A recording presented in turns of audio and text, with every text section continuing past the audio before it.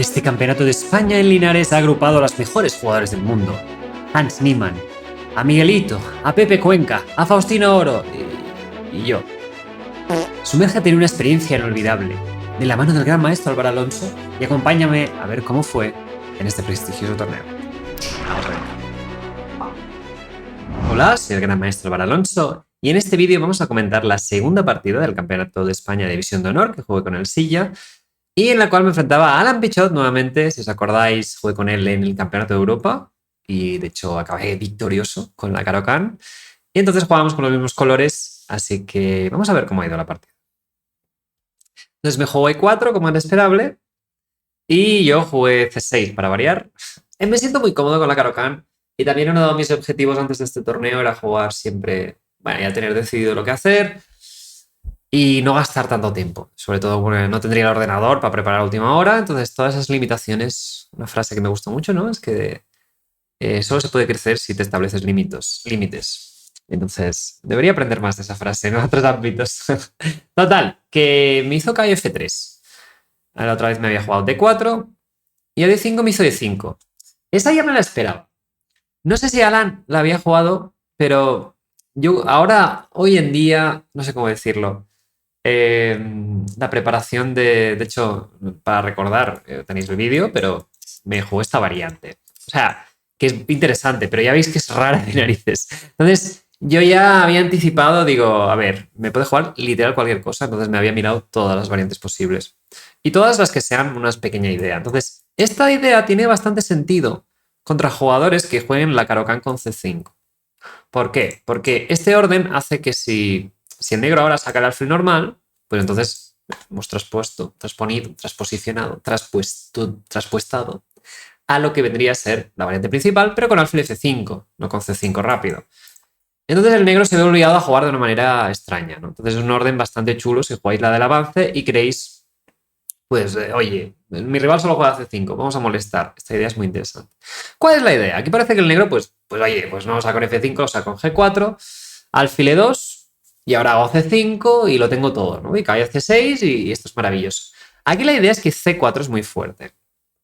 Pero es extraño estratégicamente.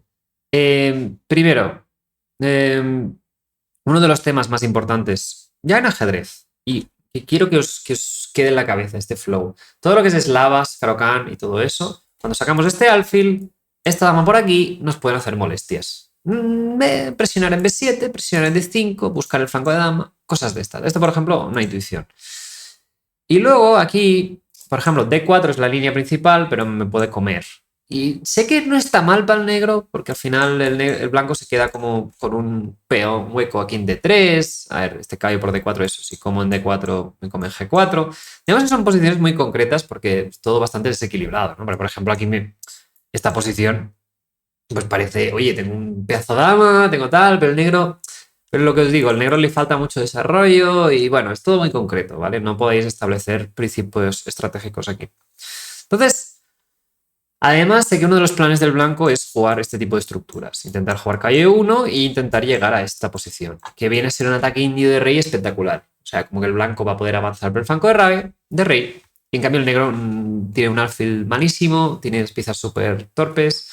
Y realmente las siguientes 20 jugadas del blanco son muy sencillas, ¿no? Te va a poner el caballo ahí, te va a sacar el alfil, va a llevar la torre, va a tirar por el flanco de rey y te va a machacar. Total, que aquí había preparado D por C4. ¿Por qué había preparado D por C4? Porque D4 era la más principal, entonces investigué la secundaria y busqué un poco más allá. Entonces ya pensé en preparar, decir, vale, entonces caballo A3, caballo H6 es la idea y acabo por caballo F5. Entonces de esta manera... bueno, me he ahorrado E6 para poder controlar la casilla de 4 y bueno, y esta es un poco la posición principal. Y aquí me juega E6, que es la jugada crítica, peón por... Y aquí mi rival jugó B3. Aquí la que yo tenía mirada, B4. Que B4 es muy graciosa, pero tiene sentido. Este es un tema que hemos tocado muchas veces, un tema bastante avanzado de estrategia. Pues no sé si es estrategia o táctica o... Bueno, es un tema importante. ¿Qué pasa? Si me como el peón alfil B2, no es que el blanco esté amenazando nada. Simplemente te está diciendo, ¿y cuándo te vas a enrocar, chaval? ¡Ja! Y a largo plazo, medio plazo, es muy incómodo para el negro, porque aquí este alfil no sale, porque este peón no se puede mover. Y ya está. Y la presión en G7 con un alfil de B2 lo he visto muchas veces que es que el negro, encima en este caso, no tiene una alternativa. Entonces, en la medida que el blanco vaya añadiendo piezas, el negro va a seguir con estas dos en casa.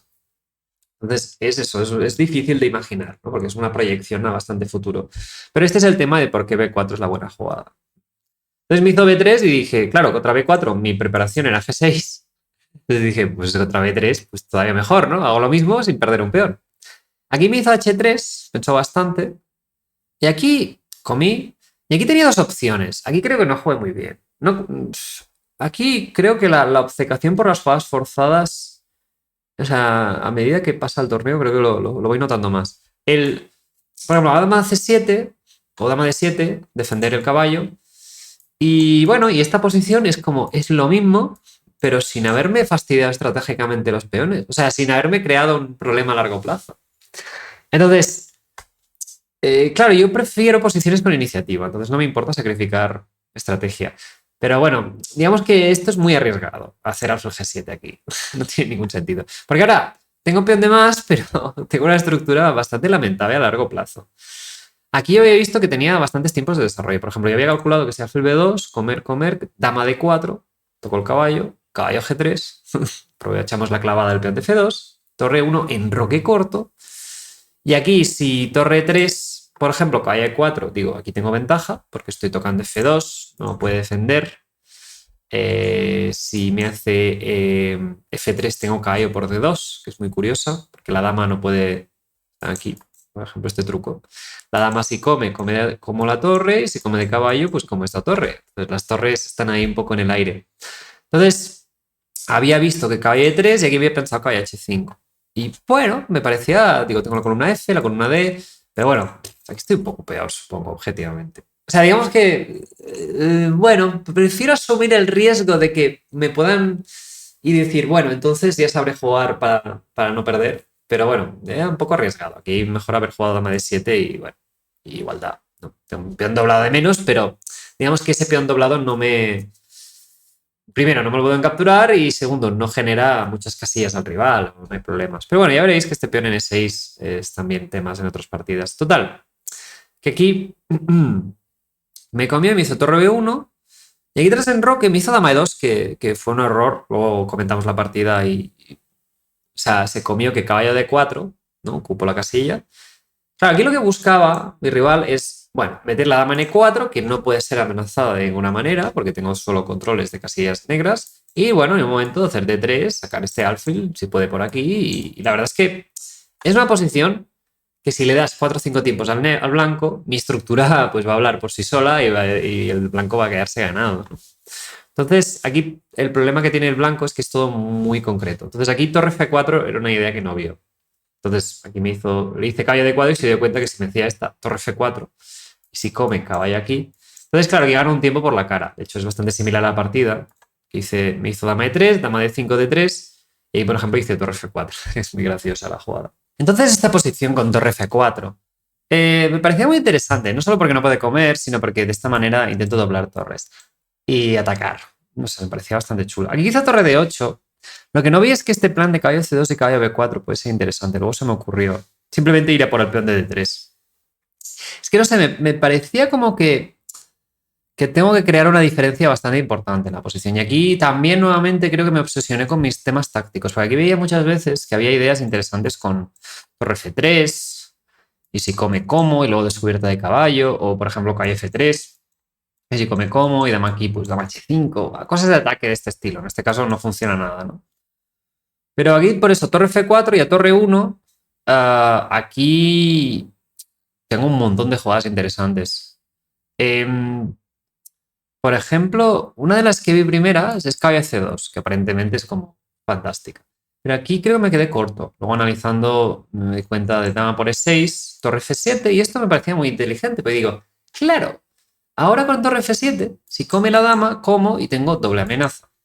Entonces gano pieza. Entonces el blanco está obligado a hacer torre, a mover la torre. Si mueve torre 2, tengo caballo D4, le hago un doble, le voy a cambiar, entonces nuevamente misma idea. Entonces está obligado a hacer torre 4. Entonces yo aquí vi esta posición y digo, ¿y qué? ¿Qué hago aquí? ¿No? Pero aquí resulta, una jugada que no se me ocurrió es torre F8. Y aquí estoy amenazando dama por dama y F3, ¿vale? Entonces, y además también estoy amenazando caballo D4, porque obligaré a la dama a no comer porque hay este doble y que tenga que quitarse y luego comer en el F2. Entonces mi rival tiene que hacer alfil E6, ¿no? Entonces veis la relación. Y claro, yo pensaba que si me como en D3, es que esta dama molesta un montón. Y tendrá torre F4, tendrá alfil por C5, tendrá varias jugadas, ¿no? Pero aquí resulta que ahora ya puedo comer y caballo D4, o sea, una secuencia que me parecía absurda. Y después de alfil por, me voy a comer en F2. Y si hace torre 4, justo tengo caballo de 2 jaque y tengo un doble y gano una calidad. Que bueno, la partida luego hay que ganarla porque ya veis que sus piezas menores están muy bien coordinadas y mi estructura de peones da un poco de lastimita. Pero era una manera de sacar ventaja. Pero vale. O sea, la cosa es esa. Tengo muchas piezas acumuladas, entonces pasan cosas buenas. Pero fijaos eso, que había que insistir un poco en buscarlas. También otra opción era hacer torre F8, pero me parecía intuitivamente mala. Porque digo, a ver, las dos torres en general es más fácil de coordinar que la dama. Y las piezas blancas no están mal. De hecho, bueno, esta posición me parece más arriesgada para el blanco que para el negro. Da igual la ventaja que diga el módulo, porque es que en algún punto el negro tendrá que jugar dinámicamente suficiente como para que las torres no arrasen con la partida sin querer. Es en general un poco la idea de estos. Aquí también tenía E5, que parece bastante normal. Defiendo y aprovecho que si caballo por, tengo caballo C2, por ejemplo, eso no lo vi. Uno de los problemas que veo en el cálculo, hablando ahora con vosotros, es que no combiné temas, ¿no? Yo vi una línea muy directa, pero luego no dije, voy a jugar otra y combinar temas. O sea, total, que aquí acabé jugando la línea más agresiva posible, que es torre H4, que esta no la hemos comentado, pero bueno, ahora vamos con ella. Entonces aquí dama G5. Torre H4, la idea es que quiero llevar la otra torre y bueno, y ahora sí los temas de torre F3, todo eso que es muy interesante. Entonces, aquí dama G5 tiene bastante sentido. Y aquí había dos ideas. Primero, torre por H3. La idea es que haya el doble en F3, por lo tanto, el negro tiene que cambiar primero. Y aquí se come la torre, pero yo me como la torre y luego el caballo. Pero llegamos a este final que tengo peón de más, pero justo el rival me va a entrar con la torre en séptima. Y bueno, yo asumía que esto era igualdad, porque tengo mucho contrajuego, torre F8, alfil D4. Pero digamos que me la estoy jugando un montón. De una posición que soy yo el que tengo el control a una posición que va a ser una carrera de peones. Porque él se va a comer el de A7, yo me voy a comer el de H3, vamos a empezar a tirar para adelante y a ver qué pasa. Entonces no tenía ningún sentido. Entonces aquí hice alfil F6. Y aquí es curiosa esta posición, porque es que nuevamente, si la miras con módulo, no tiene ningún sentido esta posición. Luego la estoy comentando con todo mi equipo, que juego con gente muy fuerte. Y claro, todos decían, pero no tenías ventaja. Y yo digo, en esta posición, ¿no? Porque parece que tengo peón de más, mejor estructura, he arreglado mi estructura, tengo un caballo en D4 brutal, pero la clave es que tengo una torre en H4 que no pinta nada, ¿no? Entonces aquí, luego estuvimos analizando bastante esta posición y, por ejemplo, torre C8, que tiene mucho sentido, porque aquí el blanco lo que quiere hacer es alfil A3 y torre aquí, entonces torre C8 hace que, bueno, me adelanto a esta y aquí tengo caballo B5 y le echo el alfil. Pero aquí el principal problema que yo veía, digo, esta torre que está en tierra de nadie está fatal. Entonces, por ejemplo, si H5, intento hacerme un hueco, justo ahora F4 y yo veía que aquí podría hacer G5, pero la posición se volvía súper difícil de calcular. Porque mi torre no sé cuándo va a salir y es muy fácil que haya un pequeño riesgo. O sea, aquí el problema es que no me di cuenta. Es que es eso, a nivel práctico era un infierno para el negro, aunque objetivamente sea ventaja negro. Entonces fue muy buena decisión práctica por parte de Alan y tenía varias opciones. Aquí, por ejemplo, rey F7 y justo ver que tampoco está pasando nada. Y si alfil E3, pues ahora H5 y comer.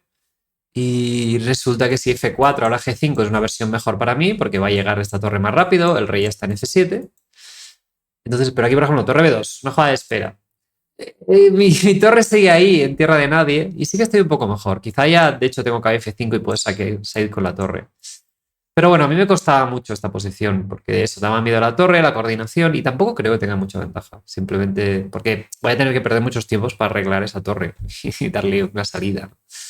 Entonces, a nivel práctico, eso es una posición muy incómoda. Aquí juega H5 para evitar caballo G4 y si G3, pues tenemos este jaquecillo. ¿vale? Entonces, de momento, mi torre está segura.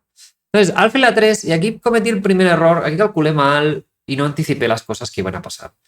Aquí, por ejemplo, podía haber anticipado que el peón de C5 no lo voy a poder defender. Aquí calculé mal, calculé muy mal. Entonces, por ejemplo, hacer G5 es una idea muy chula, porque con este tipo de estructura, luego me di cuenta, y es la que acabé haciendo, a la que me haga G3, tengo torre por H3 y G4, y digamos que eso queda todo defendidito, y bueno, y al menos no pierdo material. ¿Vale? La torre queda defendida, está un poco ahí en tierra de nadie, pero no es fácil de atacarla y tampoco es fácil de aprovecharla. Entonces, dejarme con el peón y ahora jugar a 5 para dejar este peón defendido. Y ya veréis que es muy similar a la partida, pero sin marear la perdiz, que es lo que hice. Entonces, esto pasa mucho, que descartas una idea, pero luego te das cuenta que acabas llegando a la misma con varios tiempos de menos. Total, que aquí hice torre C8, torre C1, caballo B5, y esta es la posición crítica que yo había calculado y que me equivoqué. Aquí mi primera idea es hacer caballo C3 y pienso, soy un genio. Tiene que mover este alfil a A3, entonces puedo activarme más, puedo activar con la torre D4, por ejemplo. Eso creo que era la idea. Y si defiende con B4, pues me como el peón de 2. Pero claro, aquí paré demasiado pronto de calcular. Y aquí, por ejemplo, me di cuenta tarde, o sea, no jugué caballo C3, pero me di cuenta que aquí, torre C2, justo me avanza el caballo. Y si caballo por alfil por, me avanza la torre. Y justo ahora el caballo defiende el alfil de B4 y digo, jolín, ¿en dónde me he metido? ¿No? Es todo muy concreto, ¿no? Entonces, aquí, por ejemplo, podría haber seguido jugando en la misma línea de la partida, nuevamente, A5 y G5. Aquí es que creo que el principal problema fue que estoy calculando y no considero más alternativas. O sea, calculo demasiado la primera línea. Ahora que estoy hablando con vosotros. Y claro, aquí, bueno, y jugar ajedrez y dejar pensar al rival, no sé cómo decirlo, dejarle que se equivoque, ¿no? Dejarle jugar. Y solo buscaba la línea forzada y si la línea forzada no me gustaba, cambiaba. Eso fue un error bastante sistemático. Total, que hice G5 ahora. Y aquí, por ejemplo, hay un montón de momentos que mi rival tiene G3, torre por, rey G2, G4, como ese pack, ¿no? G3, mi torre tiene que ir aquí, rey aquí, G4. Entonces era difícil por parte del blanco saber qué momento era bueno. Aquí era un momento bueno, porque justo ahora A4 y no es solo que tenga la torre en H3 ahí de vacaciones, sino que cae el peón de A7, por lo tanto hay un peón pasado y una condición de victoria. Aquí todavía, bueno, puedo resistir, ¿eh? No es que esté perdido, pero sí que ya es una ventaja bastante significativa y sobre todo con el pánico de tener una torre ahí que no sirve para nada. Aquí me hizo torre C2, hice A5 y aquí se me fundieron los plomos. Me apuré demasiado de tiempo, creo que fue una constante en este torneo. También es esto, el hecho de no haber entrenado táctica tanto, me vi lento y, por ejemplo, aquí mi primera idea era hacer A4. Y tiene un sentido espectacular, porque me liquido este peón pasado y no solo lo liquido, si por ejemplo me hace G3, intermedia a comer, como aquí, y este tipo de posición, mi caballo en B5 es perfecto, porque bloquea el peón pasado y también está atento al centro y no tengo que preocuparme de que el blanco me crea un desequilibrio suficientemente grande cuando tengo la torre ahí un poco de vacaciones. No sé por qué no hice esta. Aquí hice D4, que no es mala, pero aunque quisiera hacer esta idea, hubiera sido mejor intercalar A4, peón por, y luego hacer D4. D4 me pareció una idea muy chula, porque yo quiero evitar que este caballo vaya a C4 y se active. Entonces lo obligo a irse a Narnia y entonces podré ocupar la casilla de C3. Aquí el blanco luego vi, bueno, me hicieron spoiler, que hay una jugada increíble, os la dejo si queréis intentar verla. Yo os animo, o al menos que pongáis este problema para vuestros amigos o para profesores, porque creo que es chulo cuando la gente os explica cómo piensa, ¿no? No tanto la verdad. Entonces aquí la jugada era alfil B6, que es bastante increíble. La idea es que me amenaza la torre, por lo tanto, si torre por C2, caballo por C2, entonces este caballo está en el flanco de dama, no está en una casilla un poco fea, y además, sobre todo, lo importante es que el blanco ha conseguido cambiar un par de torres y hacer que esta torre sea más problemático que esté aquí fuera de juego. Y me va a caer el peón de A5, estoy perdido. Y si caballo C3, justo alfil por A5, y me va a comer el caballo C3. Y aquí un tema, ¿no? Hay que comprobar los jaques. Un tema importante es que, primero, si como aquí justo el blanco tiene suficiente como para parar, mi torre no puede ayudar. si no estuviera el peón de D3, ganaría, de hecho. Y además, si aquí hago jaque, que parece que si torre por gano calidad. Claro, el problema es que pasa de mí y claro, si me intento comer la torre me come esto. Estoy perdido. O sea, este alfil B6 era espectacular. Claro, a mí me hace caballo de 1 y aquí, por ejemplo, hice caballo de 3 muy directa. También podría haber hecho torre B8 primero.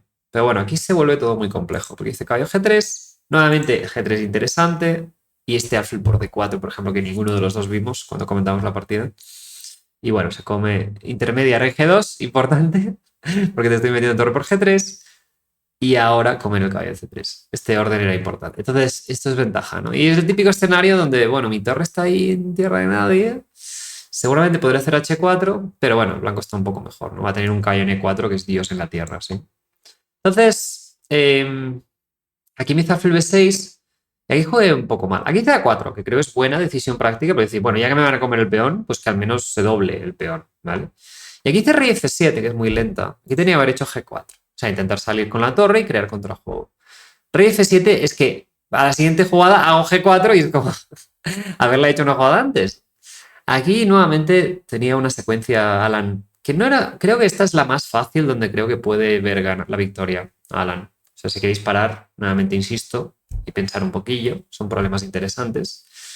Y aquí la jugada es cae por C3 simplemente y D4. Y justo aprovechando este momento me voy a comer en C3. Y aquí peón por, torre por y el peón de A es que ya veis. Bueno, la clave aquí es que torre G8, G3 y justo es que todos estos tiempos que va ganando el blanco son muy importantes. Y por ejemplo, si alfil por D4, creo que aquí una de las jugadas de rey H2 y es muy curiosa dinámica. Como está todo amenazado, ¿no? Todo clavado, desamenazado, pero sobre todo el peón de A defendido es lo que da las opciones claras de victoria al blanco, ¿no? Aquí me hizo A6, aquí calculé muy bien. Y os digo, yo creo que calculé especialmente bien la primera línea. La primera línea que veía la calculaba mucho mejor que mis rivales. Pero la segunda no. Entonces aquí estábamos los dos apurados con 30 segundos. Entonces, eso sí que jugué fino con eso. Entonces aquí hice G3, peón por H3, torre G4, A7. Y aquí tenía que haber hecho torre A8 primero, un poco más fina. Pero bueno, aquí lo que vi es que aquí vi que una jugada muy tentadora para él es alfil C7. Porque amenaza alfil B8 y defiende G3. Entonces parece espectacular. Pero yo que vi toda la secuencia de la partida, esto es la jugada 33, faltaban 7 para el control, o sea, estábamos con 30 segundos. H4, alfil C7, torre A8, alfil B8, caballo B5. Y justo me estoy comiendo el peón de A7. Y además estoy generando el contrajuego. De golpe la torre que estaba encerrada, pues ha creado una rebelión, ¿no? Es el típico meme de Call an ambulance, but not for me. Y después de torre B2 es muy curiosa esta posición porque me como el peón, pero ahora os pregunto, ¿dónde va mi caballo? ¿Eh?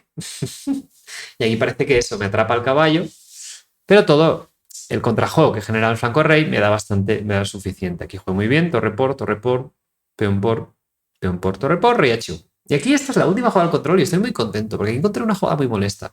Aquí podía comerme el peón, pero yo pensaba, es que su caballo se activa, empieza a saltar y mi caballo en A7 sigue mal, sigue aislado. Parecía delicado, o sea, obviamente es toda igualdad, por lo que sea. Nada, no es toda igualdad, pero ya me entendéis que el frío. Y estaba hasta las narices de esta partida de tener piezas atrapadas, ¿no? El maldito Alan que no me dejaba en paz. Aquí encontré torre F3 con pocos segundos y realmente estoy muy contento. Aquí había ganado bastante tiempo porque esta secuencia había sido bastante forzada. Entonces, como sumamos 30 segundos por jugada, pues debe tener 3 minutos. Y torre F3 me pareció muy fina. ¿Cuál es la idea? La idea es que amenazo alfil E5 y torre F1. Entonces, el negro no puede estar. El blanco tiene que vigilar si intenta comerse el caballo. De hecho, aquí lo hizo con torre B7. Y aquí jugué, de hecho, caballo C6, que es una idea muy curiosa, y a torre por alfil E5. Y no puede evitar, o sea, le estoy amenazando mate, no puede evitarlo de una manera normal, tiene que devolver una pieza. Entonces, y este era el final que, bueno, ahora veremos cómo fue. Antes quiero hacer un inciso, que aquí una jugada que también calculábamos, que luego lo estuvimos comentando que era un poco mejor, era alfil G5 y la idea tras torre 1 era caballo C6. O sea, digamos que obligamos a esta torre que tiene que mantenerse en la primera fila, porque si no le haré alfil F4 y le faltará algún efectivo para defender. Pero, claro, yo aquí lo que veía, torre B2 precisamente, y veía, digo, sí, tengo alfil H4, pero no sé cómo coordino mis piezas. O sea, yo veía que el blanco va a empezar a tirar el peón de A y que bueno, sí, aquí torre B2, por ejemplo, importante, no solo para defender el peón, sino para dar espacio a este caballo. Por ejemplo, por curiosidad me he puesto a analizar esta posición, pero me parecía muy... O sea, vale, voy a llevar el caballo aquí. ¿Y luego qué? O sea, con la torre en séptima es muy difícil generar mate. Y el plan del blanco es, claro, por ejemplo, esta posición, ¿no? Estoy atacando, ¿no? El plan del blanco es tirar el peón. Y no sé, yo tengo que coordinar mágicamente mis piezas. No parecía nada sencillo. De hecho, aquí la mejor manera, según el módulo, de seguir con esta posición, o sea, mi intuición fue bastante buena, creo. Es torre F1, calabar el caballo, vale. Caballo E5, dejarme comer el peón y caballo F3. Atacar la torre y resulta que muchas veces luego tendremos torre G1. O sea, de hecho, amenazando mate, tendré que hacer torre G1. O sea, era como dar el peón de H y 7 jugadas después resulta que tengo un contrajuego suficiente para compensar el hecho de que este peón está ahí preparado. ¿Sí? Entonces me parecía muy difícil. Y aquí tras caballo F6, volviendo a la partida, llegamos a esta posición. Y aquí no creo que haya nada que hacer, la verdad. Porque hay un tema muy curioso, que a ver si algunos de vosotros lo habéis olido, que, bueno, no sé si el editor hará spoiler o no, pero después de rey H2, torre por A2, torre F1, alfil F6, claro, yo confiaba en este final, porque he dado el jaque, porque en un futuro me va a hacer torre F3, entonces haré H2 ganando un tiempo. Si el rey estuviera en H1, no lo ganaré. Entonces yo pensaba que estos finales, bueno, realmente son muy peligrosos, porque yo sí, por ejemplo, yo funciono mucho con imaginación estos finales. Por ejemplo, imaginad que consigo hacer E4 y consigo meter el alfil F4, peón en E5 y, ¿no? Y me quedaría con algo así, ¿no? Y mi rival se quedaría con un peón aquí. Entonces, esta posición lo gano fácil, porque tengo el alfil que defiende mis peones y ayuda a avanzar los demás. Entonces, hacer E4 era la clave en estas posiciones. El problema aquí es que tras torre F3 no me da tiempo a esto. Entonces yo, de hecho, hice H2, rey aquí, E5 y me las prometía bastante. Digo, jolín, qué bien, una posición bastante buena. De hecho, mi idea primera era torre 2, para tener ideas con torre 3 y E5. Pero aquí hay un jarrón de agua fría, porque tras E5 me hizo torre por F6. Y dije, ¿qué? Y me puse a reír, de hecho, nos pusimos a reír los dos, porque resulta que su rey no tiene jugadas, entonces aquí tras peón por torre por, esto es una torre loca. Y nada, aquí ofrecí tablas. Después, bueno, aquí me comí la torre, de hecho.